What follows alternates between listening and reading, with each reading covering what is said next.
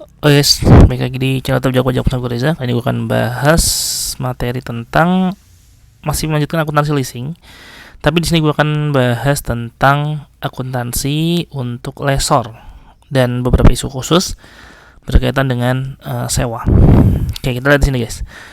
Yang pertama kita akan bahas dulu kriteria sewa bagi lessor, di mana kalau sebelumnya kita membahas akuntansi untuk lesi, semuanya itu adalah finance lease kecuali aset sewa bernilai rendah di bawah $5.000 dan sewa jangka pendek.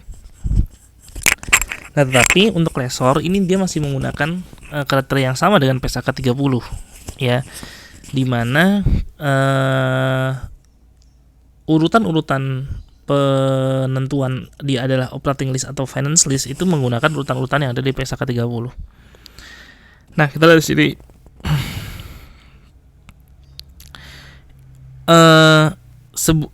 Finance lease itu ada dua syarat ya, finance lease bagi lessor. Yang pertama adalah kontraknya itu harus non cancelable, tidak bisa dibatalkan. Dan yang kedua itu harus lulus tes di bawah ini. Artinya salah satu dari ini terpenuhi aja itu bisa.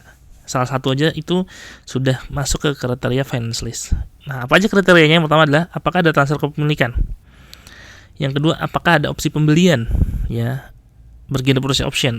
Yang ketiga adalah apakah termin sewa itu lebih dari 75% dari usia manfaat. Which is sebenarnya kalau ini nggak ada di PSAK 30 ya guys, karena di PSAK 30 itu cuma disebutkan bahwa termin sewa sebagian besar dari masa manfaat.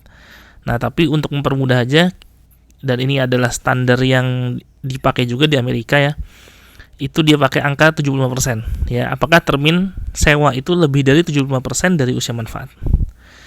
Kemudian yang keempat adalah apakah present value dari pembayaran sewa itu lebih besar dari 90% dari harga wajar. Dan yang terakhir, apakah lessor tidak memiliki alternatif penggunaan aset. Kalau misalnya salah satu ini terpenuhi, maka dia adalah jadi finance lease. Tapi kalau tidak ada satupun yang terpenuhi, maka dia langsung masuk ke operating lease. Nah ini ya, jadi list ada dua, operating lease dan finance lease bagi lessor. Nah, untuk finance lease itu kita bagi jadi dua lagi. Yang pertama adalah direct finance lease dan yang kedua adalah sales type lease. Disebut dengan direct finance lease apabila dia fair value-nya itu sama dengan cost-nya. Ya, fair value sama dengan fair value dari aset yang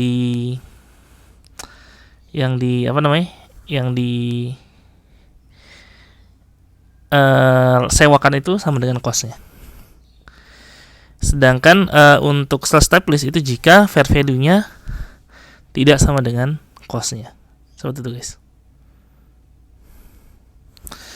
Nah,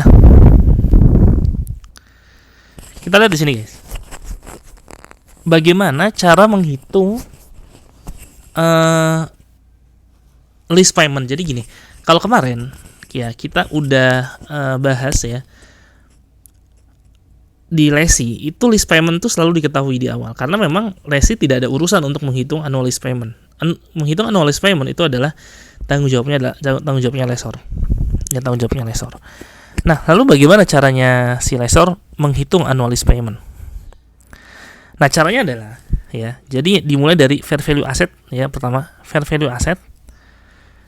Kemudian kita kurangi dengan ya present value dari residual value ya, atau baik dia guaranteed ya atau unguaranteed ya, present value dari residual value atau present value dari bargain purchase option ya, atau present value dari bargain purchase option ya. Jadi fair value asset dikurangi dengan present value dari residual value atau present value dari bargain purchase option dibagi dengan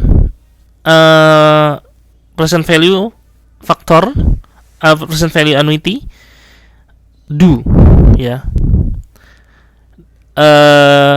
dengan masa sewa dan ada menggunakan implicit rate. Nah ini ya, ini adalah annual lease payment-nya. Nah nanti menghitung lease receivable adalah present value annuity of lease payment ditambah dengan present value dari guaranteed atau unguaranteed residual value atau present value dari bargain purchase option. Ini nanti kita akan bahas, di contohnya kelihatan nih guys. Oke, kira-kira itu dulu. Habis ini kita akan masuk ke contoh bagaimana perhitungan annualized payment, baik dia untuk sales type list atau direct finance list. Oke, gitu aja. Jangan lupa subscribe, komen dan like di channel YouTube gue. Dan apabila kalian merasa video ini bermanfaat, bisa di share di seluruh sosial media. Jangan lupa terus. Bye bye.